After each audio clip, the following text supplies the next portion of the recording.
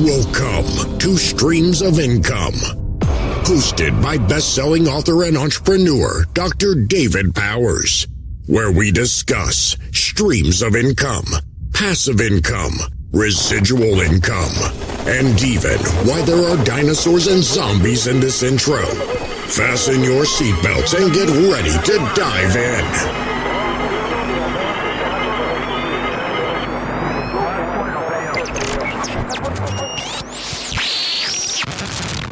Hello, everybody. Welcome to the Streams of Income podcast.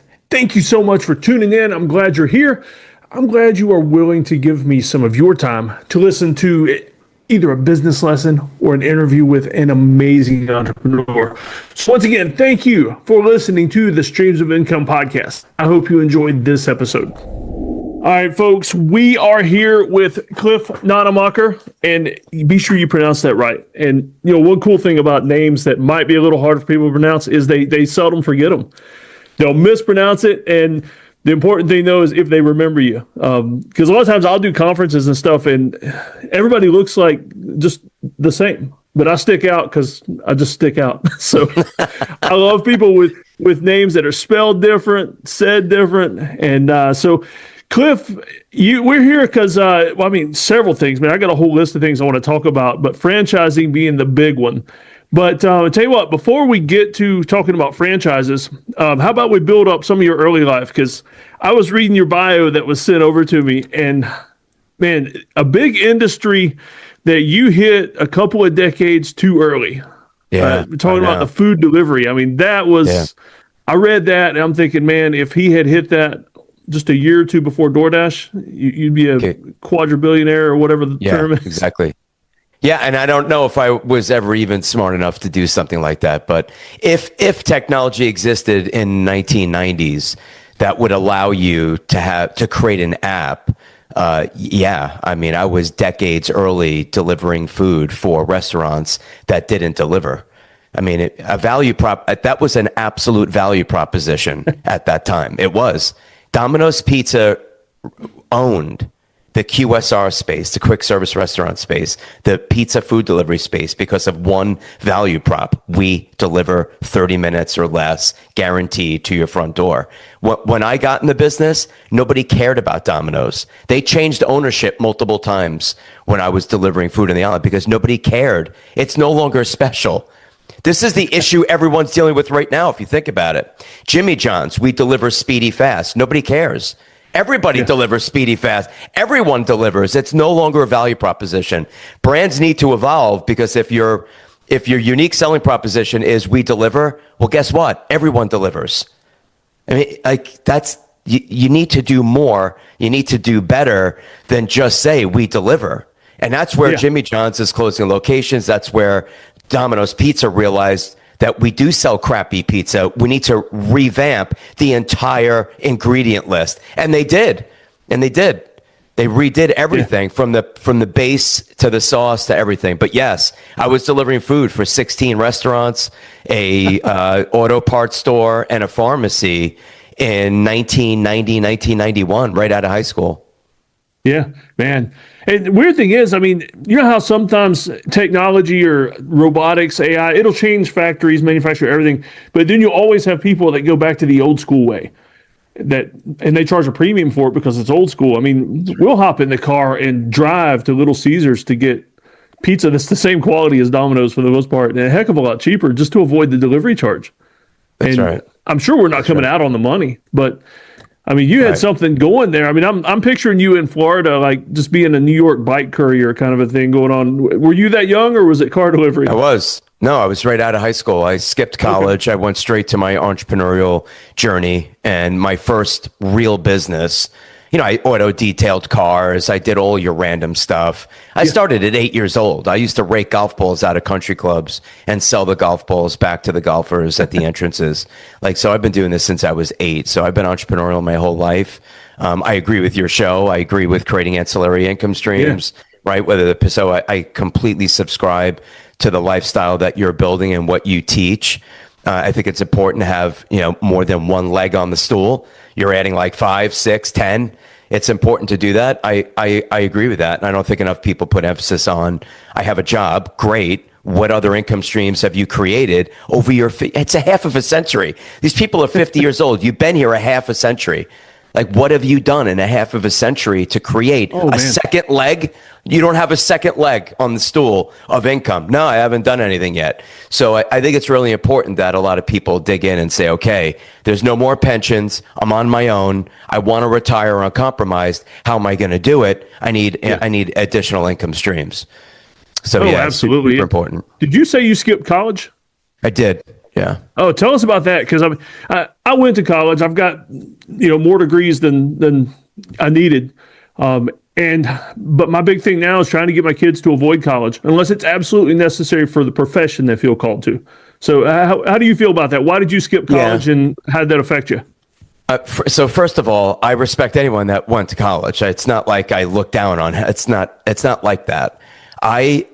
I felt I was in FBLA in high school. I was in DECA, and I was listening to teachers that honestly had not a clue what they were talking about. So I said, okay, wait, like how could college be really that much different? I'm listening to people who are saying, do as I say, not as I've ever done. It's like you've never done. MBA instructors that have never started a business. Right. So I just look at these things and say, you know what? I don't know if this is for me. Plus, I'm really I'm not a student. I'm self-taught. I'm self-read. I subscribe to Goodwill Hunting. While everyone's spending $100,000 in student loan debt, I got an MBA for $1.50 in late fees at the local library. Right? Yeah. I mean, just read. And today, with podcasting, I could listen to the smartest people on the planet. I could just troll Elon Musk for days and just consume all of his content. Everything that he's saying, everything that he's teaching, everything that he believes in. I could follow anti-aging people. I could follow the smartest people in every facet of life today. So if I skipped college in 1990, I would absolutely skip it today. Oh, yeah. No, I'm serious. I mean, number one, college is not the same as it was in 1990. Yeah. I mean, it's an indoctrination machine. It's really, they're not educating, they're indoctrinating. Yeah. And we homeschool our kids, and I'll be honest with you, there's a lot of what we do in homeschool. I mean, my 14-year-old is doing college work right now, and it's amazing how you can get around that, or going into the trades. I mean, I'm sure we'll talk about some of that with the franchising, how the trades are exploding. And of course, franchising might be a way to kind of stay on the admin side of that, even though you don't even have to learn the trade. But I'm talk about college. Not against college for a profession, but in general, yeah. You talk about college, like if we just said like what would be the highest level of college if you define college, right? You have like gender studies on the bottom, like liberal arts, right? If you just said the bottom, so what would be defined as the top? Let's call it medical. Is that fair? Okay, let's just say medical is the top if you were to go to college. You just had the richest man in the world on a podcast say to the world, if you went to medical school today, it would be pointless. Think about that. Unpack that. Yeah. He basically said in the next 4 to 5 years, his Optimus humanoids will be better than the best surgeon on the planet, and it will be smarter than the smartest doctor on the planet. Think about that. And for $20,000, Dr. David, you would own one in your household, and you would consult with it for health-related issues for $20,000. People have no idea what is about to happen in the next 5 years. Oh, yeah. And this coming in a day and age when we all fuss about our doctors won't listen to us. I mean, myself, I pre-prepare. I get ready before I go to the doctor, though. I research things. I go to them with websites and research and things and then they'll confirm it and then say the same thing I did. But all of a sudden coming from them, it's from the heights of wisdom, you know? That's right. Right. Man, we've gotten off on a tangent here, but I like it. We seem to be on the same viewpoint with a lot of things. Definitely. So let's see. All right, real quick, because I'm going to end up talking to you about a ton of stuff and forget. What's the best way you want people to get in touch with you? They can just visit my website, franocity.com. That's FRANOCITY.com. If they go on that site, they could see a multitude of areas where they could contact me directly. Okay, and I'll put that in the show notes too. And you got a book as well. I'm looking at the title here, or actually it's right behind you, Beyond the Brand. All about franchising. Yeah, the book's performing great. We were number 1 bestseller on Amazon. Today we're ranked number 8 out of 500,000 books on Amazon. Yeah. Reviews are phenomenal. It's a real book. Like, people write books and it's fluff and it's acronyms and it's quotes and it's nonsense and there's nothing actionable and it's clear as mud, and you're like, and it's plagiarized and it's taken out of context. It's like, I read a lot of books and it's like, man, like, what is this? This is just a bunch of jargon. Like, I really don't have an actionable takeaway. Our book gets down in the granularity of what we do, how to think, even overcoming fear, negotiating commercial leases, how to protect you from a personal guarantee risk. Should you be doing this at all? Like, everything's always do it, jump in, go for it, crush it. No, time out. This may not be right for you. You may not have the intestinal fortitude to do this. Slow down, introspective self. Should you be doing this? Do you have the risk tolerance? Do you have the liquidity? Do you have the bandwidth? Do you have a full-time job? So it really thought-provokes people. The reviews and the feedback we're getting on the book, I'm actually very, very pleased with. Yeah, that's awesome. And that's a good point, though. I mean, buy your book, listen to your podcast. That's like the starter. I mean, people should investigate it a little bit just to see if it's even an option. And honestly, if they buy the book, listen to the podcast, they haven't lost any money. They've at least gained some wisdom in what they might need to just say no to. But no, I get what you're saying about the books, too, because that's my beef with Rich Dad, Poor Dad. It's great if you want to read a story and maybe change a mindset if you don't have that mindset, but there's nothing actionable there. It's all just kind of a story. And I like both. I like the book also, like yours, that's going to sit there and really make me do something or make some decisions. That's right. Exactly. So, all right, most of my audience is parentpreneurs. So just moms and dads that kids are, let's say middle school or older, usually a lot of times for my demographic. And they've realized, what, I'm on this hamster wheel. I'm stuck. And I want to escape W-2 or something and spend more time with the kids, be able to go watch them play sports. So franchising seems to be a pretty good option for people that aren't necessarily pure entrepreneur, like want to start something up, be their own boss, not have, like, create their own systems, that kind of thing. Franchising takes a lot of those hurdles away, right?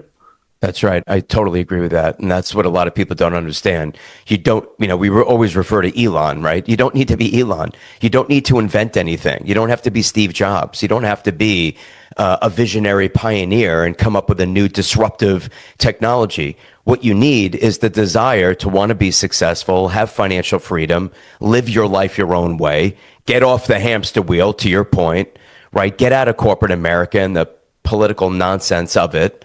I mean, it's really, there's like a PR problem right now in corporate America, and the next generation wants nothing to do with it. They really don't. They're looking at their parents saying, I don't want anything to do with that life that you're living. I want nothing to do with it. Corner office, cubicle, 9 to 5, asking a 26-year-old mom, you're like 45, you're asking a 20-year-old if you could go on vacation for a week. Like, it just doesn't even make sense. You know what I mean? It's like you're making six figures, but you have to request a day off.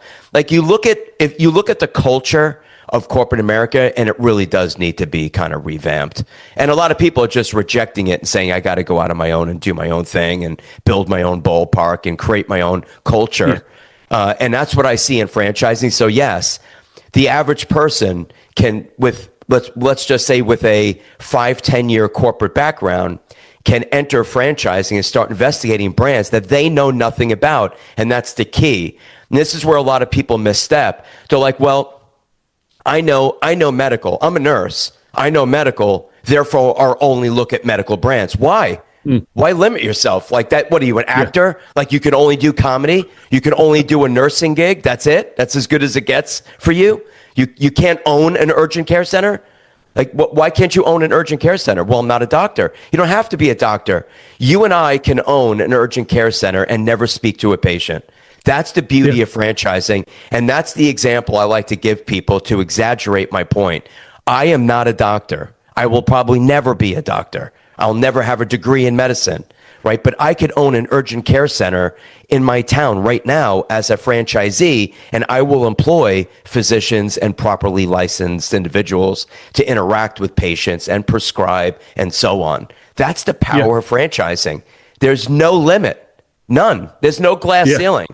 There's no restriction. But remember, when you have an employee mindset and you're an RN in that example, You're only looking for RN jobs because you're an employee. Exactly. That's your mindset. You wouldn't dare apply for a job outside of the scope of what an RN does. You wouldn't dare do it.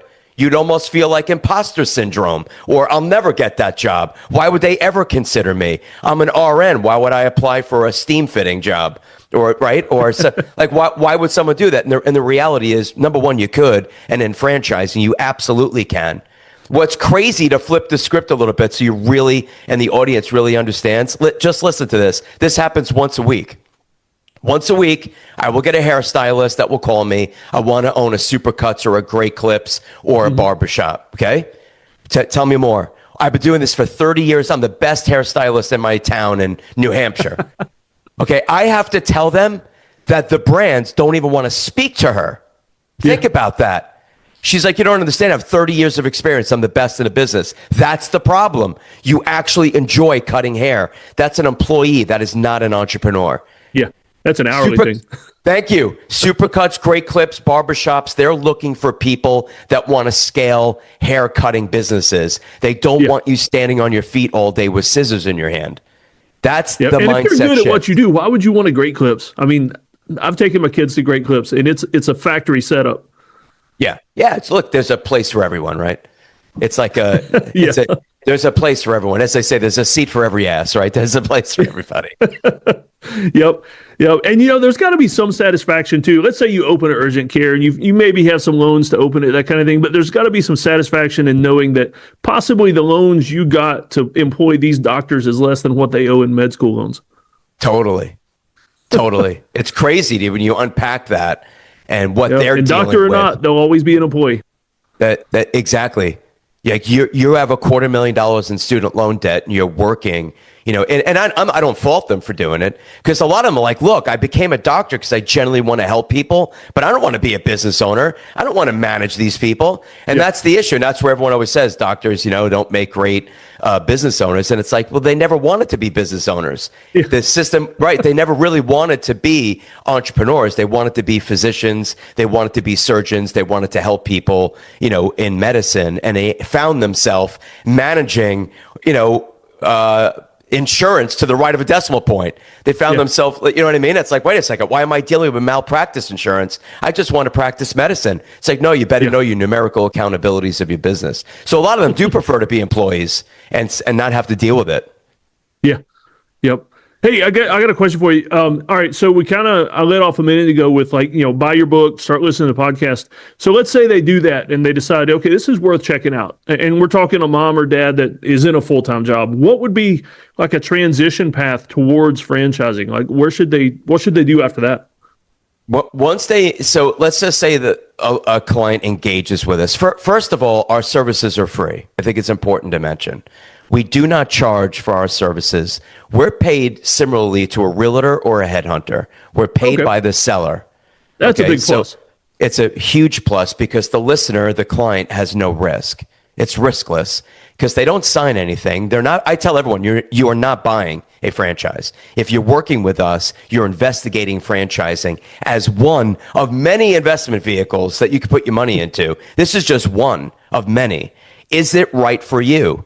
Right? Do you have spousal support? Are you in the right mindset to do this? Do you have the risk tolerance to do this? Like, what are your income needs? Are you going to keep your career? Are you quitting immediately and fully immersing yourself in the business? Today, most people want to be what I call half pregnant. They want to keep their career and they want to dabble in self-employment. That's a unique brand.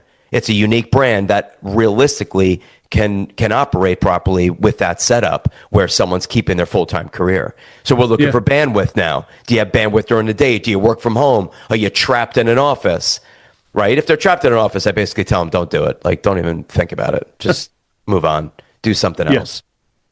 But when they engage with us, we'll understand investment objectives, what they're willing to invest, what they need to earn, where are they?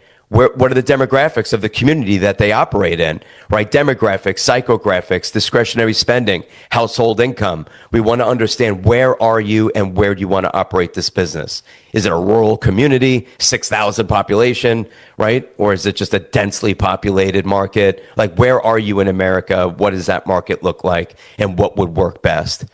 And then, of course, we go through an initial consultation, and then we present brands, a minimum of 5 at a time, where we present ideas to them that fit exactly what they're trying to do. And then we spend 3 months of just due diligence. Yeah. So one thing clients will learn when they're working with us, we don't rush, we pump the brakes. We spend a minimum of 3 months just closing the loop on due diligence, researching the brands that we have an interest in. Yeah. Oh, man, in terms of education, right there, 3 months of time and experience, that's a college course in franchising right there. Boom. Exactly. And they know more than most of the professors. That's right. We are very disciplined investors.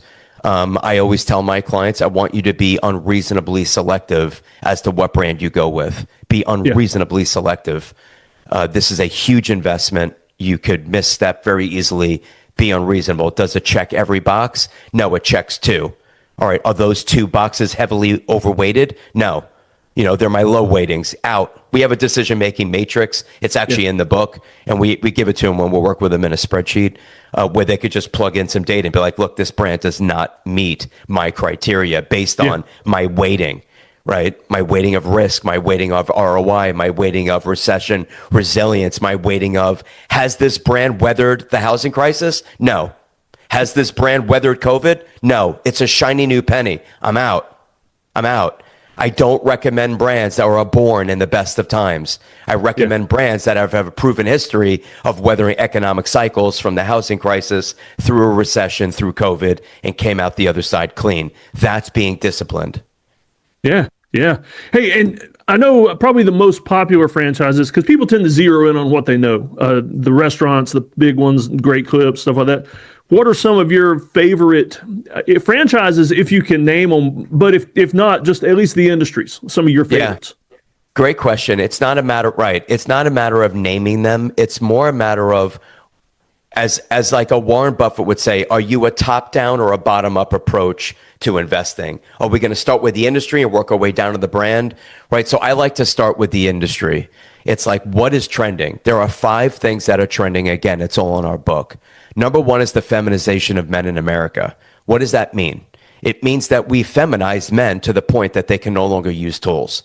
They're no longer self-sufficient. The battle axes and whatever you have behind you, foreign to most men, would be intimidated to pick it up, right? They did a study in college that college boys, men, call them what you want, are intimidated when the plumber or the janitor or the maintenance man enters their dorm to repair something. They're intimidated by his presence. Yes, you can look it up.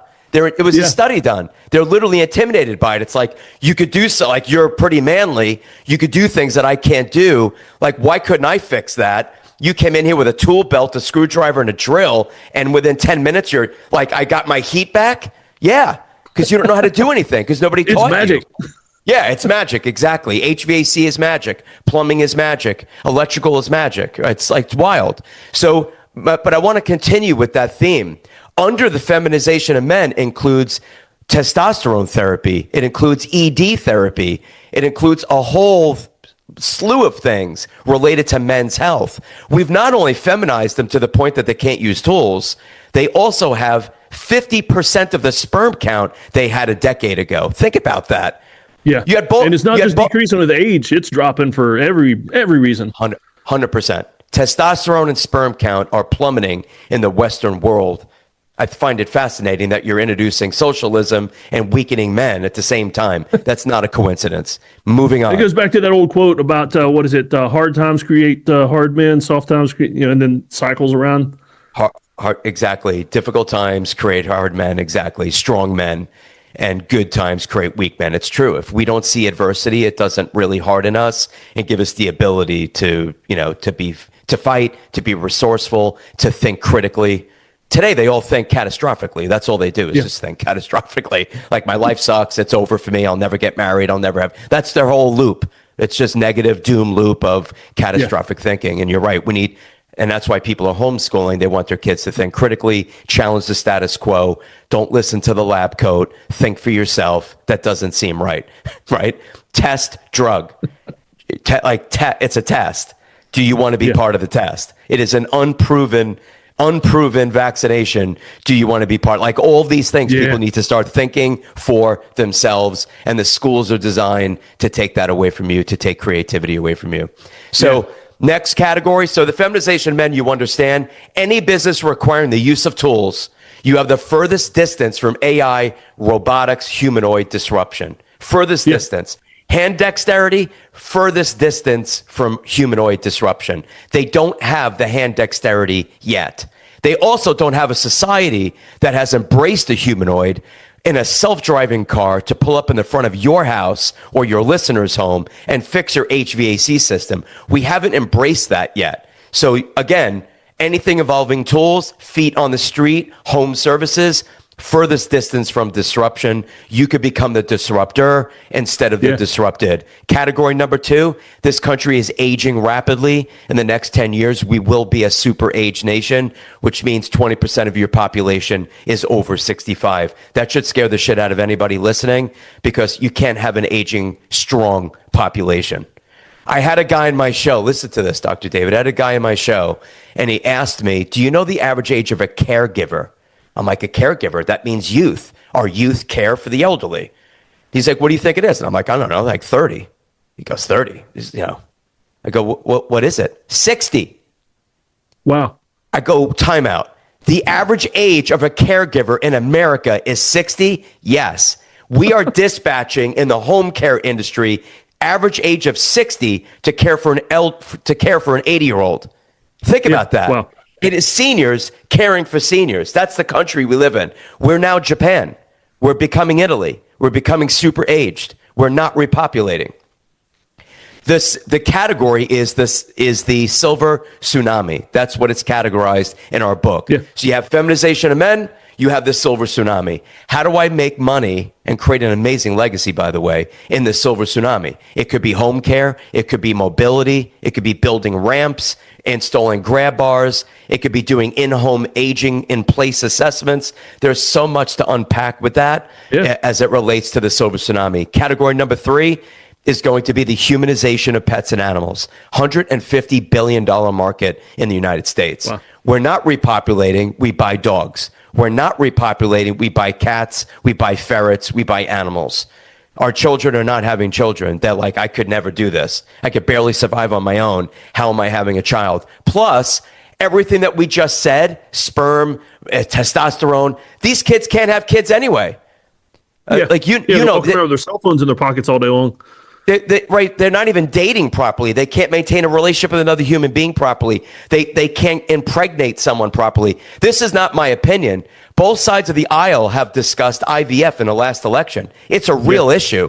IVF is a real issue. Our kids can't have children, right? Next category is going to be what we call the pursuit of youth. Right? Because we're aging, people want Botox, they want NACs, they want peptides, they want stem cells, they want their knees to regenerate, they want to be active, they want to feel beautiful, sexy, attractive, and youthful. The pursuit of youth is huge. All you got to do is turn on a podcast with Huberman, Attia, Osprey. I mean, you could do this all day long. Yeah. It's all about biohacking. Some of my favorites too. Yeah. I mean, these guys are talking about anti-aging biohacking every day.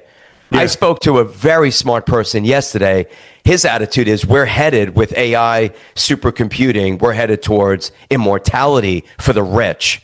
I'm like, really? So what he was explaining to me was wild. Right. And then lastly, which you'll agree to, my opinion is public schools have failed miserably. They have failed our culture, our nation. They have failed our children miserably. These kids know nothing.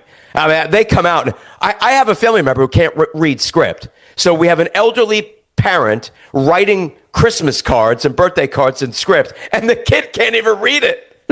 Can you imagine? It's a foreign language. It's exactly. It's like writing in a foreign. It's just certain things like analog watches. They can't tell time. Like just certain things. So youth enrichment, parents want it. They want it for their children. Those 5 categories are powerful. Feminization of men, invest in tools. The silver tsunami, invest in our aging population, right? The pursuit of youth, anti-aging biohacking.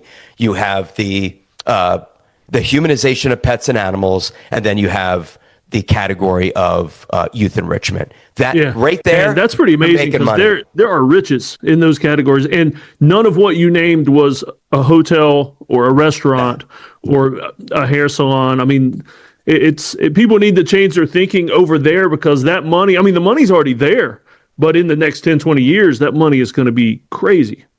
Exactly. You'd be surprised at some of the revenue numbers. Less than 6% of companies in America will ever do $1 million in their lifetime in top line revenue.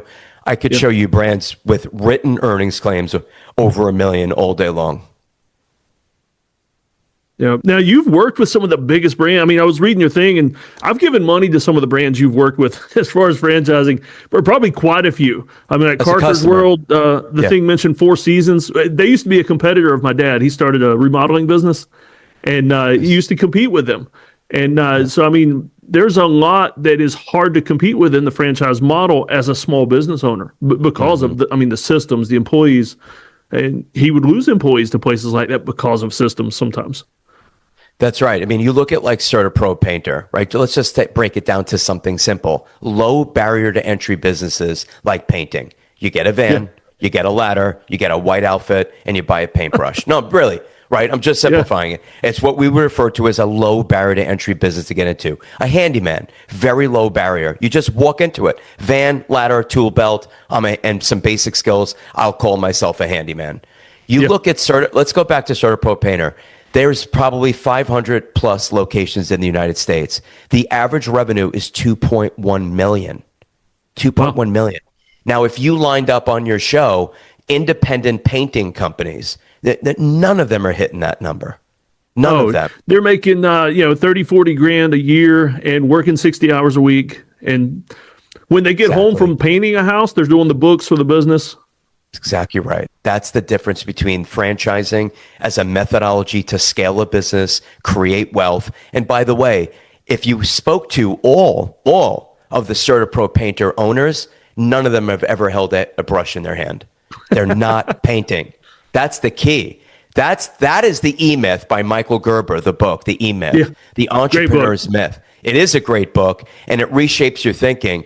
If you're thinking about buying a painting franchise, don't ever envision yourself holding a paintbrush in your hand. That is a total failure. You're not actually running anything. You're working in your business, not on your business. Yeah. I mean, that's been the biggest hurdle with my dad, seeing him through the years. And I used to work in the business when I was younger, and he is the business. We tried to sell it at one point and couldn't sell it because nobody wanted to buy an 80-hour-a-week job and call themselves an owner and take less money home than the installers. I'm not insulting your dad because I have a ton of respect for entrepreneurs, but what you just said is a huge problem. I had a woman on my show as well. She specialized in exits for small businesses. Yeah. And she said to me, she goes, do you know, she goes, Cliff, have you ever been on bizbuysell.com? I'm like, oh, all the time. She goes, there's thousands of businesses on there. She goes, do you know what percentage of those businesses will never find a buyer? I mean, I didn't really know what that number would be. She goes 85%. Wow. Because of what you just said. Yeah. That's why. Yep. No one wants to buy your dad's job. No one. And I had it listed on Biz Buy Sell for years. Did you? Yeah. And you're part of the statistic. Listen to this, right? So you're part, did it ever sell? No. And it still hasn't sold. So you're part of that, you're in that 85. So I'm like, so what do you do? She goes, I work with business owners for like, let's say the prior 3 to 5 years from the exit and prepare that business for the exit. Yeah. Make it sexy, get the P&Ls tight, the balance sheet tight, make sure that the owner is not part of the day-to-day operation, make sure that the owner has been replaced by a lead tech that the new owner can inherit and manage, the manager. Yeah, because when you model your dad's business, the problem is simple. When you model your dad's business, say, okay, I'm going to buy your dad's business. And it's like, if I replace your dad, I go net negative on this business. Exactly. If you hire a painter or whatever, a handyman, to replace your father, it's like this business just goes net negative. Like, it's not worth anything. I'm not buying it. Yeah. That's the problem. And it's almost easier and cheaper to start your own business, to go buy the truck and the ladder and the tools. Crazy to think that, because he does have a book of business. He does have a Rolodex, right? Yeah. He does have client, right? He does have a lot of existing clients. That goodwill has to be worth something. Yeah, that's one thing I liked about the E-Myth book is kind of the idea. And to be honest with you, I read that book because I was trying to help my dad sell his business. And everything he was telling me went opposite of what had happened, because like building a business with the intention of selling it someday. And most entrepreneurs, small business people, they don't think about that from the start. They think about it too late. I've exited every business I've ever owned. Every business I've exited. Even my smallest businesses I've exited. Right. I the concept of my life's work not being able to be monetized in the exit just flies in my face. Yeah. I've done all this work because that's the insult to a job. What did you do? Oh, I worked for this company, GE, for 30 years. You get a pension? No, but I got a really good 401k. Did you sell your position when you left after 30 years and making them a couple of $100 million? Oh, no, but they gave me this watch. You know, it's like, you know what I mean? It's like 30 years of your life. By the way, corporate America takes the best years of your life. The best years of your life they take. Yeah, and you come out with a watch and a bunch of heart medications from the stress. Yeah, and a 401k that people don't realize that if there's $1 million in there, 30 cents in the dollar doesn't belong to you anyway. And they're like, wait, time out. Wait a minute, I have $1 million. No, you don't have $1 million. That's tax deferred. Take $1 out, you'll end up with 70 cents. If you live in a high state income tax, you'll end up with 60 cents. Yeah. Oh, yeah. Effed up. Yep. Effed up. So we've talked about starting a franchise and all that. So with the exit stuff in mind, can you tell me, because I would imagine it's incredibly easy to exit a franchise, like it's built into the model. I'm just assuming that. So correct me or whatever you need to there. Right. No, totally. If you build the franchise the way the system was designed and the way they were taught when they entered, right? No, a lot of people don't follow instruction. So they do it their way, right? So they're not going to have liquidity and they're not going to have an exit event.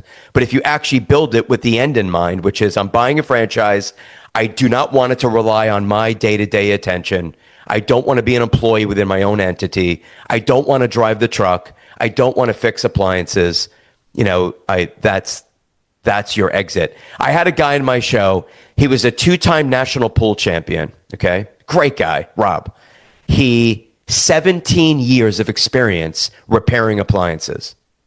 This guy could have gone out on his own. He didn't need a franchise. He could have gone out on his own, but he was uncomfortable and he wanted the idea of support, lead generation, and et cetera, and a brand to be proud of. Like I'm a nationally recognized brand.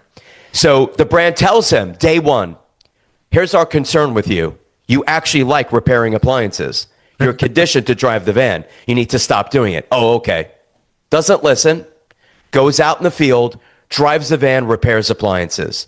Fast forward, marriage is on the rocks, total disaster. He's about to file for bankruptcy. Goes back to the brand. What do? I'm failing. Marriage is on the rocks. I screwed up. What do I do? The brand says to him, the same thing we told you when we met you and the same thing we've been telling you for the last year. Stop driving the van, stop fixing appliances, and start building the infrastructure of your team. It's a true story, all recorded on my podcast. Today, this guy finally listened, right? There's people won't change unless there's a significant emotional event, losing all of your money and losing your spouse. So he entered the phase of significant emotional event. That's what creates change. He went back home, built his team. That guy does $5 million today. $5 million. Yeah. He's the number one franchisee in the system. He went from losing marriage, going bankrupt, to the number one franchise in the system by making one critical change. Stop driving the van and stop working inside your business. Work on it, not in it. And that's what the E-Myth educates people on. Crazy stories. So I love that because it's those anecdotal stories that really reshape people's thinking. And they're like, I get it. I totally get it now. Yeah. Yeah. Oh, man, that's crazy. I tell you what, as we get ready to kind of wind things down, I always like to ask everybody if you could recommend like top 3 resources. It doesn't just have to be business, but books, podcasts, anything like that. Top 3 resources for somebody to be successful in life. What would that be? Man, in life. Okay. I mean, look, you have to be well read and you have to listen to podcasts. I think if people have a lot of windshield time at work, there's so many shows. If you want to be, a lot of times people want to do things, but you got to get your mindset straightened out. Like you look at like Dr. Joe Dispenza, like if you just immersed yourself in Dispenza and got your mindset Me right. and you are reading the same books and listening to the same people. I've got his book over here on my shelf. Think about that. Like a lot of people just want to leapfrog and they want to go straight to the entrepreneurial podcast. No, you got to get your head straightened out first. You have head trash. You're in your own way. Get your mindset straightened out. Understand fear.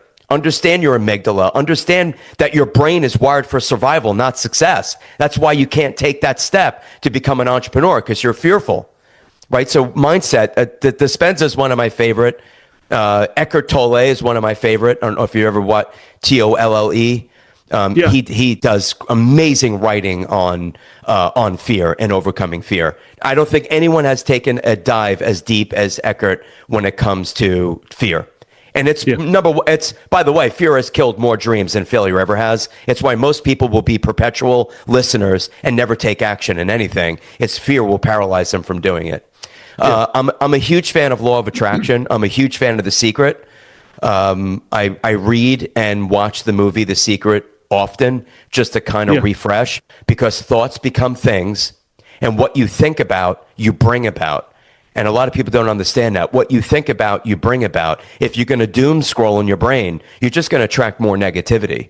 If you're going to start to see your life in a much better place on a cruise ship, you're going to see your life in a place of abundance, you're actually going to start attracting abundance. And people don't realize how deceptively simple it is to just think positively and attract abundance in your life. They don't get that. Hey, I got a question for you. That on The Secret, have you watched the not the documentary version, but the movie with Katie Holmes in it? Oh no, not the one on Netflix with Katie Holmes. Is it worth watching? Pretty good. I've rewatched it. Okay. It takes everything from the book and puts it in a movie, almost like reading a business fable. Okay. Like Who Moved My Cheese or something. So it kind of puts the story into a movie version. It's actually pretty good. I'll watch it. I don't want when they Hollywoodize things. I didn't want them to ruin something. So I wasn't sure if they were going to ruin it or if they were going to enhance it and reinforce the messaging. With that said, because I know you know what you're talking about, I'll watch it. Yeah. And back on Dispenza too, my absolute favorite way to listen to him. He's been on the School of Greatness podcast a bunch of times. And to listen to him and Lewis, like, so you've got the ultra successful business guy and then Dispenza going back and forth, pretty amazing because it brings it all very, very practical. Yeah, even health. Like, look at Huberman. Look what he's teaching.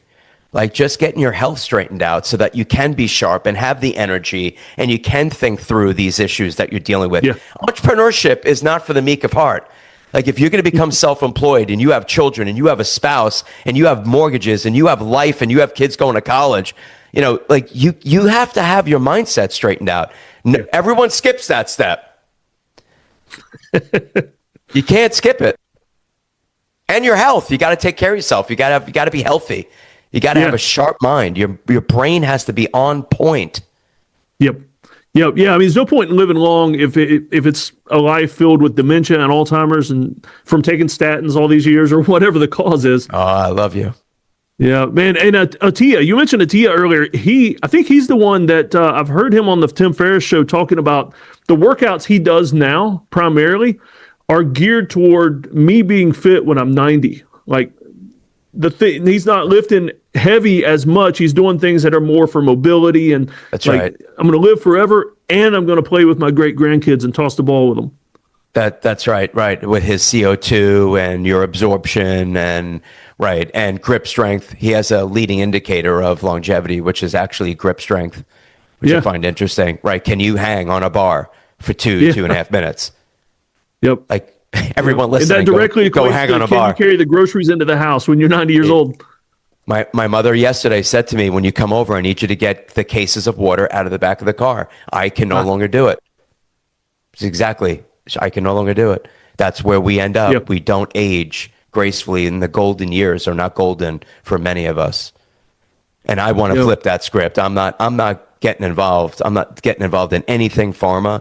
I will fight like hell to reverse whatever I'm doing to ever be on a statin, a blood pressure medication. That's another joke, right? Yeah, you could do this all day long.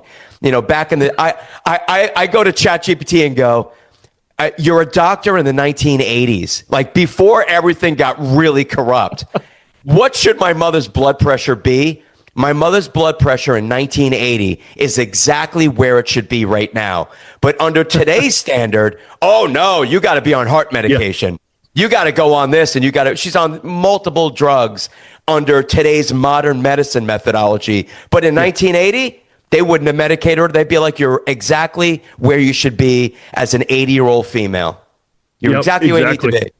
So, they make sure everyone gets on drugs. Go ahead. We were talking about BMIs and all that. And I mean, like me, I'm morbidly obese on the BMI scale.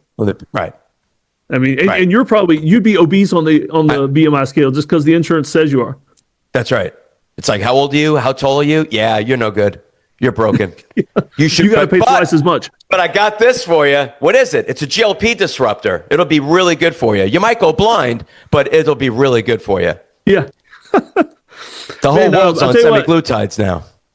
We've talked about a ton of stuff. So just to recap for all the listeners or watchers, buy the book, listen to the podcast, and investigate franchising. If you want to be your own boss, but don't want to be the only person that's your boss, you need help with systems, support, leads, all that stuff, look into franchising. I definitely recommend that. And get healthy. I guess that would be the other theme of what we go. Get healthy and stay away from all the people trying to just shovel things down your throat. That's right.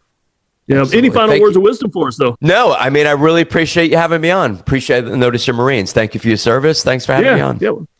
I love getting people on that we go off on tangents. That's what I enjoy the most because, you stick with just the regular bio and everything, and it can get kind of stale. But I love it when I get people on and the tangents end up lining up with things that I agree with. Yeah, there's nothing worse than a disagreement, right? On air, it's like, wow, you really see the world that way? Like crazy. Yeah. I had a realtor guy on the podcast here a while back, and as soon as we logged on, he looked at my background and he's like, "So, is this where we're going to do this?" Really? Like, yeah, this is where we're going to do this. Yeah, like cut. Right? Yeah. Feminization of men. Yeah, exactly. Right. If you're offended by the stars and stripes, if you're offended by these things, like we're just not a fit. I'm sorry. Yeah. I had a franchisee. I had a franchisee ask me one time, can I remove the American flag from the store? It offends people. Yeah, I know. Wow. People listen, we're different. Things are changing. Yeah. If people get offended by your $100 bill on the wall, that's... Yeah. The answer was no on the American flag. The American flag stays. It was part of the decor of the interior of the store. Yeah, I love that. Thanks for having me. All right, man. Well, I appreciate you coming on, and I'll put everything in the show notes if people want to get in touch with you, and I hope they do. I hope people sign up and make tons and tons of money with some of these industries you mentioned. Thank you so much. Yep. Oh, I know. I promised that was the end. But one last thing, and maybe this can benefit you as well. If you have any suggestions for someone you'd like to see on the podcast, feel free to send me their information or just their name. And if I like the idea, I'll try to look them up myself. But any suggestions, no matter how crazy, no matter how, well, especially if it's cool, well, crazy also, just send me your suggestions. And also, if you want to be on the podcast, get in touch with me. My email, all my contact info is in the show notes. Also, if you don't want to look at the show notes or you're in your car, maybe you shouldn't look at the show notes while you're driving. It's redteamgoals.com. You can get all my links and everything else there. So let me know your suggestions and tell me more about yourself if you'd like to be on the podcast as well. Thanks again for listening.